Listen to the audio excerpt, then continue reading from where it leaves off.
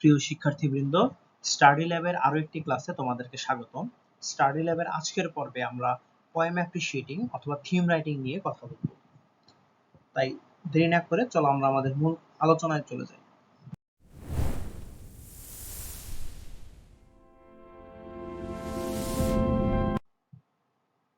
শুরুতে আমরা যে কবিতাটি দেখতে পাচ্ছি তার নাম হলো ড্রিমস এবং এটি ডি.এইচ. লরেন্সের লেখা। তোমাদের পাঠ্য বইয়ের একটি কবিতা, ডি.এইচ. লরেন্সের লেখা ড্রিমস কবিতাটি। বলা হয়েছে অল পিপল ড্রিম, সকল মানুষ স্বপ্ন দেখে, বাট নট ইকুয়ালি, কিন্তু সমানভাবে স্বপ্ন দেখে না। Those who dream by night in the dusty recesses of their mind, যারা রাতের বেলা ঘুমায়, ঘুমানোর পরে যারা স্বপ্ন দেখে, অর্থাৎ তাদের মনের ভেতর সারাদিনে যা জমা হয়, সারাদিন তারা যা এক্সপিরিয়েন্স করে তার ভিত্তিতে যে স্বপ্নটা দেখে, wake up in the morning, সকালবেলায় জেগে ওঠে, টু ফাইন্ড দ্যাট, এবং খুঁজে পায় যে, দেখে যে ইট ওয়াজ ভ্যানিটি, এটা শূন্য ছিল, নাথিং। অর্থাৎ আমরা অনেকেই স্বপ্ন দেখি এবং স্বপ্ন দেখার পরে সকালবেলা উঠে ভুলে যাই কি স্বপ্ন দেখছি। পরের স্তবকে বা স্ট্যানজায় বলতেছে, but the dreamers of the day are dangerous people, কিন্তু যারা দিনের বেলায় স্বপ্ন দেখে তারা সাংঘাতিক লোক, বিপজ্জনক লোক। কেন বলতেছে? For they dream their dreams with open eyes, কারণ তারা খোলা চোখে তাদের স্বপ্নটা দেখে, and make them come true, এবং তারা স্বপ্নটাকে সত্যি করে। মূলত যারা অসম্ভব চিন্তা ভাবনা করে বা অলিক কল্পনা করে, অর্থাৎ কেউ হয়তো পড়াশোনা করতেছে না কিন্তু মনে করে সে ভালো রেজাল্ট করবে, সে ভালো জায়গায় চান্স পাবে, মানে তার যে এক্সপেকটেশন সে অনুযায়ী কাজ না করে যদি সে কল্পনা করে বা স্বপ্ন দেখে, সেটা হচ্ছে দিবা স্বপ্ন বলি আমরা, বা ডে ড্রিম। সেটা হচ্ছে যে এক্সপেকটেশন, সেই এক্সপেকটেশন অনুযায়ী কাজ না করে কল্পনা করা বা আকাঙ্ক্ষা করা। আর এই জায়গাতে যে ডে ড্রিমের কথা বলছে, অর্থাৎ the dreamers of the day, যারা দিনের বেলা স্বপ্ন দেখে, অর্থাৎ এই ড্রিমার্স অফ দ্য ডে বা তারা যে স্বপ্নটা দেখতেছে এটা কিন্তু দিবা স্বপ্ন না, বরং তারা তাদের স্বপ্নের ব্যাপারে সিনসিয়ার, এটা তাদের টার্গেট, তাদের গোল, তাদের এইম। এই জায়গাতে আমরা ডে ড্রিম বা দিবা স্বপ্ন বলতে যা বুঝি, অলিক চিন্তা ভাবনা করা বা অসম্ভব কিছু বাস্তব হবে এরকম কল্পনা করা, এই জিনিস থেকে ডিফারেন্ট। অর্থাৎ এই জায়গাতে এই ড্রিমটা মূলত গোলকে বোঝায়, এইমকে বোঝায়। অর্থাৎ দে ড্রিম দেয়ার ড্রিমস, অর্থাৎ তাদের যে টার্গেটটা, তাদের যে কল্পনাটা, এই ব্যাপারে তারা সিরিয়াস, তারা সে অনুযায়ী কাজ করে। অর্থাৎ এই জায়গাতে কল্পনা অনুযায়ী কাজ করা হয়, আর ডে ড্রিম বা দিবা স্বপ্নতে কল্পনা অনুযায়ী কাজটা করা হয় না, চিন্তা অনুযায়ী কাজটা করা হয় না। সো এটা যদি এটা যদি থিম অথবা যদি আমাদেরকে পোয়েম অ্যাপ্রিশিয়েটিং লিখতে বলে, আমরা এভাবে লিখতে পারি, dream is the central theme of the poem. এই কবিতার মূল বিষয়বস্তু হচ্ছে dream. Different people have different kinds of dream, ভিন্ন ভিন্ন ধরনের ভিন্ন ভিন্ন ধরনের স্বপ্ন থাকে। Those who dreams unconsciously or subconsciously, যারা অচেতন বা অবচেতন ভাবে বা প্রাকৃতিক ভাবে আমরা ঘুমালে যে স্বপ্ন দেখি সেইটা দেখে, can not make their dream come true, তারা তাদের স্বপ্নকে সত্যি করতে পারে না। But those who dream consciously, কিন্তু যারা সচেতন ভাবে স্বপ্ন দেখে, can make their dream true, তারা তাদের স্বপ্নকে সফল করতে পারে এবং তারা কিন্তু জীবনে প্রসপারও করতে পারে। আমরা এটাও লিখতে পারি, those who dream consciously can prosper in life, can shine in life. আমরা চলে যাচ্ছি তার পরের কবিতায়। আমাদের পরের কবিতাও ড্রিমস নিয়ে, এবং এই কবিতাটি হচ্ছে ল্যাংস্টন হিউজের লেখা, এবং এই ক্ষেত্রে বলা হয়েছে হোল্ড ফাস্ট টু ড্রিমস, অর্থাৎ স্বপ্নকে দৃঢ় করে আঁকড়ে ধরে রাখো, ফর ইফ ড্রিমস ডাই, কারণ স্বপ্ন যদি মারা যায়, নিঃশেষ হয়ে যায়, ফুরিয়ে যায়, life is A broken winked bird, জীবনটা একটা ডানা ভাঙা পাখির মতো হয়, দ্যাট ক্যান নট ফ্লাই, যা কখনো উঠতে পারে না। আবার বলা হচ্ছে হোল্ড ফাস্ট টু ড্রিমস, অর্থাৎ স্বপ্নকে আঁকড়ে ধরে রাখো, ফর হোয়েন ড্রিমস গো, কারণ স্বপ্ন যখন নিঃশেষ হয়ে যায়, life is a barren field, জীবন একটা অনুর্বর মাঠের মতো হয়, ফ্রোজেন উইথ স্নো, যে মাঠটা হচ্ছে বরফে আচ্ছাদিত। আমরা জানি যেমন ইউরোপ আমেরিকার যে দেশগুলোতে প্রচুর পরিমাণে বরফের স্তূপ জন্মে, সেই জায়গাগুলোতে আসলে চাষাবাদ করা যায় না, এবং সেই কনসেপ্ট থেকে, সেই জায়গা থেকে কিন্তু গ্রিন হাউস কনসেপ্টটা আসছে, কারণ তারা গাছ লাগানোর জন্য গ্রিন হাউস করে তারপরে তার ভেতরে কাঁচা তৈরি ঘরের ভেতরে বৃক্ষরোপণ করে। আর সাধারণ মাঠ যদি বরফে আচ্ছাদিত থাকে, যদি বরফের স্তূপ পড়ে যায়, সেই ক্ষেত্রে কিন্তু সেই জায়গাতে বীজ বপন করলে সেটা কখনো জন্মাবে না। সো আমরা যদি এই কবিতার থিমের দিকে বা পোয়েম অ্যাপ্রিশিয়েটিং এ যাই, সেক্ষেত্রে আমরা দেখতে পাই the importance of dream in human life is the central theme অথবা main theme of the poem. অথবা আমরা বলতে পারি মানব জীবনে স্বপ্নের যে গুরুত্ব সেটাই হচ্ছে এই কবিতার মূল বিষয়। Human life and dream is human life and dream are closely related বা ক্লোজলি কানেক্টেড। আমরা বলতে পারি যে মানব জীবনের সাথে স্বপ্নের সম্পর্কটা ঘনিষ্ঠভাবে জড়িত।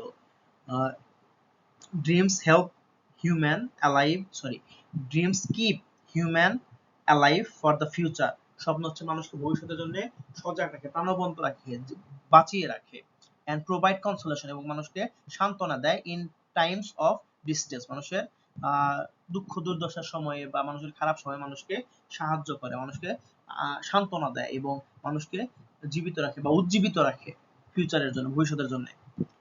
হেন্স উইদাউট ড্রিম, তাই স্বপ্ন ছাড়া লাইফ ইজ ব্যারন, অনুর্বর, ভয়েড অ্যান্ড মিনিংলেস। অর্থাৎ স্বপ্ন ছাড়া জীবনটা হচ্ছে অনুর্বর, মিনিংলেস, ইউজলেস। অর্থাৎ কারো যদি জীবনে স্বপ্ন না থাকে, কারো যদি জীবনে একটা গোল না থাকে, কারো যদি জীবনে একটা টার্গেট না থাকে, সে আসলে জীবনে শাইন করতে পারে না বা প্রসপার করতে পারে না। প্রিয় শিক্ষার্থীবৃন্দ, আমরা চলে এসেছি আমাদের তার পরের কবিতাটাতে। দোজ উইন্টার সানডেস কবিতার নাম, রবার্ট হেইডেনের লেখা। এবং এই ক্ষেত্রে আমরা দেখতে পাচ্ছি বলা হয়েছে, Sunday's to my father got up early and put his clothes on his blue backed cold. অর্থাৎ সানডেস অর্থাৎ বন্ধের দিনগুলোতেও আমার বাবা সকালবেলা ঘুম থেকে উঠে পড়েন। তিনি যে একটু বেশি শুয়ে রেস্ট নেবেন সেই সুযোগটা তার হয় না, এবং এই কনকনে হাড় কাঁপানো ঠান্ডার মধ্যে উঠে তিনি তার কাপড় চোপড় পরেন। আমরা যারা আমরা যদি শীতের দিনের আমাদের অভিজ্ঞতার কথা মনে করি, শীতের দিনে যখন আমরা একটা পোশাক পরিবর্তন করে আরেকটা পোশাক পরি, তখন নতুন পোশাকটা পরি, তখন কিন্তু নতুন পোশাকটা আমাদের শরীরে একটু বেশি ঠান্ডা লাগে, তাই না? আস্তে আস্তে সয়ে যায়, বাট ইমিডিয়েটলি পরার পরে কিন্তু আমাদের ঠান্ডা লাগে। সো সেরকম প্রেক্ষাপট থেকে একজন বাবার কথা বলতেছে, তিনি তার বন্ধের দিনেও সকালবেলা ঘুম থেকে উঠেন। এবং যেহেতু কবিরা হচ্ছে মূলত ইংল্যান্ডের, ইংল্যান্ড হচ্ছে একটা শীত প্রধান দেশ, সো তাদের এই জায়গাতে বরফ পড়ে। সো এই বরফ পড়া দিনগুলোতে অর্থাৎ শীতের দিনেও এই বাবা ঘুম থেকে তাড়াতাড়ি উঠেন এবং হাড় কাঁপানো শীতেও তিনি তার নতুন পোশাক পরেন বা ঘুমের পোশাক থেকে পরিবর্তন করে অন্য অন্য পোশাক পরেন, সেটা বলতেছে। দেন উইথ ক্র্যাকড হ্যান্ডস দ্যাট অ্যাচেস, অর্থাৎ তারপরে তার যে হাতটা ফেটে গেছে এবং যে হাতটা ব্যথা করে, ফ্রম লেবার, কিভাবে ফার্স্টে কাজ করতে করতে, কখন কাজ করছে, in the weekday weather made banked fire blaze. অর্থাৎ তিনি পুরো সপ্তাহে যে কাজ করছেন, কাজ করার পরে তার হাতে বিভিন্ন ক্ষত হয়েছে, সেই ক্ষততে ব্যথা করে সেইটা, এবং সে সকালবেলা ঘুম থেকে উঠে বাসায় কি করে, ফায়ার ব্লেস জ্বালায়। অর্থাৎ বাসার তাপমাত্রা যাতে একটু বৃদ্ধি পায়, শীতের প্রকোপটা যাতে কমে যায়, এজন্য সে ঘরে আগুন জ্বালায়। নো ওয়ান ইভেন থ্যাঙ্কড হিম, এবং কেউ তাকে ধন্যবাদ দেওয়ার মতো কেউ নাই, তাকে কেউ ধন্যবাদ দেয় না বা ধন্যবাদ দেওয়া হয় না। I would wake and hear the cold splintering breaking, অর্থাৎ আমি যখন জেগে উঠি তখন থেকে আস্তে আস্তে ঠান্ডা ছাড়তেছে, কোনো জায়গায় বরফ জমে থাকলে সেটা বরফ ভেঙে যাচ্ছে, অর্থাৎ মোটামুটি ঘরটা একটু উষ্ণ হয়েছে। when the room were warm, অর্থাৎ রুম যখন গরম হয়, he would call, তিনি ডাকতেন, and slowly I would raise and dress, এবং আমি আস্তে আস্তে আলসামি করে উঠতাম, যে পোশাক পরতাম। fearing the chronic angers of the house, speaking indifferently to him, এবং আমি তার সাথে খুব যাচ্ছে তাই ভাবে কথা বলতাম। অর্থাৎ বাবা প্রপার সম্মান দিয়ে যে কথা বলতে হবে এতটুকু তখন মাথায় ঢুকতো না, বা আমি হয়তো তার সাথে কথা বলার ক্ষেত্রে খুব কেয়ারলেসলি কথা বলতাম। আমি তিনি যে এতটুকু করছেন, আহ, আহ, সকালবেলা ঘুম থেকে উঠছেন, তারপর হচ্ছে আহ, বাসার ঠান্ডা টেম্পারেচার দূর করার জন্য তিনি যে ফায়ার ব্লেড জ্বালাইছেন, এই জিনিসগুলোর কথা আমি এই জিনিসগুলো স্বীকার করতে হবে বা তার প্রতি যে কৃতজ্ঞতা স্বীকার করতে হবে, এই জিনিসটা আমি অত খেয়াল করতাম না, বা এই জিনিসটা কেউ করতো না, বা আমরা তাকে ধন্যবাদ দিতাম না, উল্টা তার প্রতি মেজাজ দেখাইতাম, এই টাইপের কথাবার্তা বলতেছে। Who had driven out the cold, যিনি হচ্ছে বাসা থেকে সেই ঠান্ডা তাপমাত্রা দূর করছে, and polished my shoes as well, এবং বাবা সন্তানের জুতা পালিশ করে দিছে। What did I know what did I know of love austere and lonely offices, আসলে সেই বয়সে আমি মূলত ভালোবাসা আসলে কি বুঝতাম, আর মূলত ভালোবাসার আচরণগুলো কেমন হয় তা আসলে আমি কতটুকুই বুঝতাম। আমরা কবিতাটা দেখলাম, এখন চলে যাচ্ছি আমাদের আলোচনার বিষয়বস্তু অর্থাৎ আমাদের সামারিতে। এবং আমরা যখন সামারি না, আমরা থিম রাইটিং বা পোয়েম অ্যাপ্রিশিয়েটিং এ চলে যাচ্ছি। এই জায়গাতে বলা হয়েছে, love of father for his children is the central for his child is the central or main theme of the poem. আমরা এই জায়গাতে বলতে পারতাম parental love is the main theme of the poem, অথবা central theme of the poem, অথবা আমরা বলতে পারতাম the poem focuses on parental love, এরকম বলতে পারতাম। Father works hard and tax pain for his children, বাবা হচ্ছে তার সন্তানের জন্য কঠোর পরিশ্রম করে, যত দুঃখ কষ্ট সহ্য করে। He always ready to sacrifice for the betterment of the children বা for the welfare of them, অর্থাৎ সন্তানের কল্যাণের জন্য তিনি সবসময় স্যাক্রিফাইস করতে ready. Unfortunately children can not understand the care and affection of their parents, আর মূলত বাবা মা যে স্যাক্রিফাইসটা করে, যে কেয়ারটা নেয়, সেই কেয়ারটা বা সেই স্যাক্রিফাইসটা সন্তান আসলে বুঝতে পারে না এট অ্যান আর্লি এজ, অল্প বয়সে। And sometimes misbehave with them, এবং তাদের সাথে অনেক সময় খারাপ আচরণ করে। বাট সন্তান যখন মূলত আলটিমেটলি এই জিনিসটা বুঝতে পারে, আসলে তখন অনেক সময় দেখা যায় যে লেট হয়ে গেছে, বাবা মার বেঁচে নাই, মারা গেছে, সে আসলে নিজে যখন বাবা হয় বা সে পরবর্তী যখন নিজে ওই পজিশনে যায়, তখন বুঝতে পারে যে আসলে বাবা মার কেয়ারটা কেমন ছিল। চলে যাচ্ছি আমাদের পরের কবিতায়। পরের কবিতার নাম হচ্ছে হাউ ডু আই লাভ দি, আমি তোমাকে কেমন ভালোবাসি।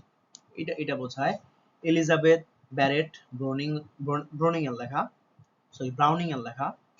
How do I love the, let me count the ওয়েস, আমি তোমাকে কিভাবে ভালোবাসি, কতটা ভালোবাসি, আমি একটু গুনে গুনে বলি বা আমাকে একটু বলতে দাও, এরকম। I love thee to the deep depth and breadth and height my soul can reach, আমার হৃদয়, আমার আত্মা যতটুকু উঁচু পর্যন্ত পৌঁছাইতে পারে, যতটুকু গভীরে পৌঁছাইতে পারে, আমি ঠিক ততটুকু ভালোবাসি তোমাকে। When feeling out of sight for the ends of being an ideal grace, অর্থাৎ আমার হৃদয় যতটুকু পৌঁছাতে পারে বা একটা মানুষের প্রতি যতটুকু ভালোবাসা সম্ভব, আমি তোমাকে ততটুকু ভালোবাসি। I love thee to the level of everyday's most quiet need, আমি তোমাকে এতটা ভালোবাসি যে তুমি আমার তোমাকে আমার প্রতিদিনই চাই, এই টাইপের বোঝায়, বা আমি তোমাকে সব সময় চাই, এরকম বোঝায়। By sun and candle light I love thee freely, এবং আমি তোমাকে ভালোবাসি কোনো রকম সংকীর্ণতা ছাড়া।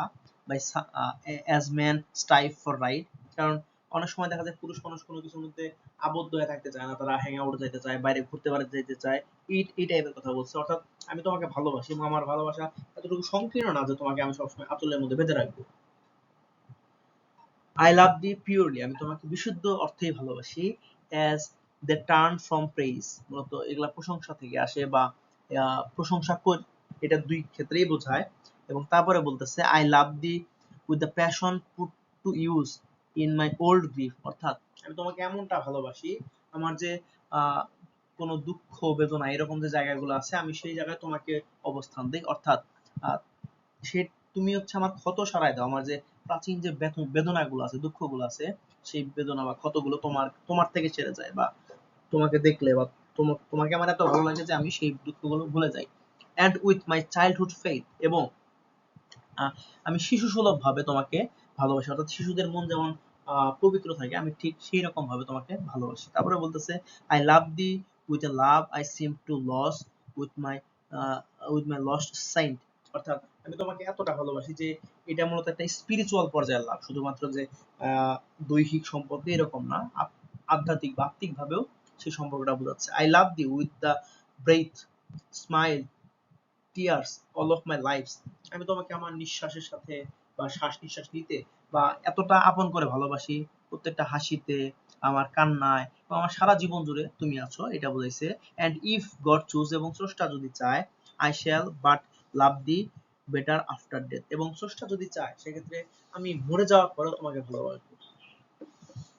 চলে যাচ্ছি আমরা কবিতার থিম রাইটিং বা পোয়েম অ্যাপ্রিসিয়েটিং এ।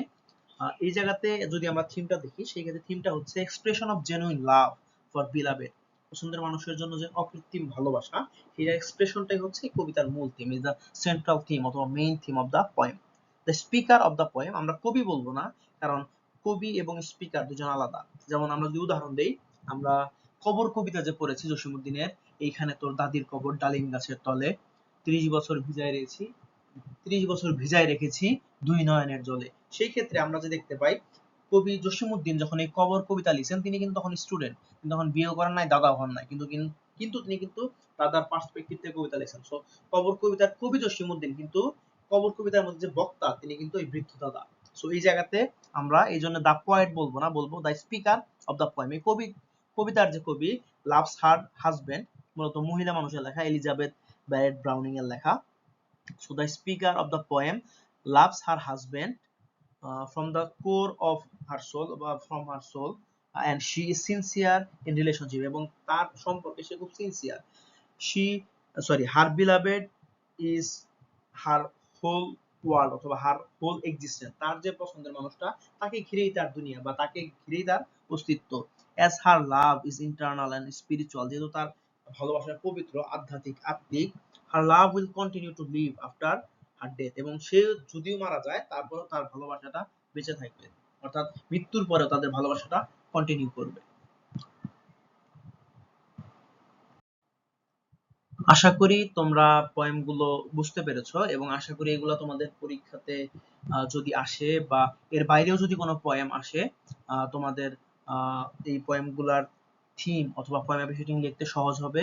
যদি এর বাইরে কোনো কবিতা আসে সেই ক্ষেত্রে যদি এমন হয় যে আননোন ওয়ার্ড বা খুব কঠিন কঠিন ওয়ার্ড বা আমরা কবিতা কখনো পড়িনি এরকম যদি থাকে, সেই ক্ষেত্রে আমরা কি করব, সেই ক্ষেত্রে আমরা কবিতার যে অংশটুকু বুঝতে পারতেছি, যে ওয়ার্ডগুলো বুঝতে পারতেছি, সেই ওয়ার্ডগুলো আন্ডারলাইন করব, এবং যে ওয়ার্ডগুলো বুঝতে পারতেছি না সেই ওয়ার্ডগুলো নিয়ে আমরা বিন্দু মাত্র চিন্তা করব না, বা সেই ওয়ার্ডগুলো নিয়ে বিব্রত হওয়ার কিছু নাই। সেই ক্ষেত্রে আমরা যে ওয়ার্ডগুলো বুঝতে পারতেছি সেই ওয়ার্ডগুলো আন্ডারলাইন করে সেই ওয়ার্ডগুলা মিনিং দাঁড় করায়, অর্থাৎ সেই ওয়ার্ডগুলো থেকে কি কি লাইনগুলো আসতে পারে আমরা একটা অর্থ মনে মনে কল্পনা করব, এবং তার ভিত্তিতে আমরা থিম অথবা পয়েম অ্যাপ্রিসিয়েটিং লিখব। আশা করি তোমাদের পরীক্ষা ভালো হবে, এবং এই জিনিসগুলো তোমরা এক্সারসাইজ করো, এবং অন্য 2-4টা কবিতা যদি তোমরা এক্সারসাইজ করো, বিভিন্ন বিগত বছরের বোর্ড কোশ্চেন গুলো দেখতে পারো, সেই ক্ষেত্রে তোমাদের পরীক্ষাতে লিখতে, থিম রাইটিং লিখতে বা বুঝতে সহজ হবে। তোমাদের সকলের জন্য শুভকামনা। আল্লাহ হাফেজ।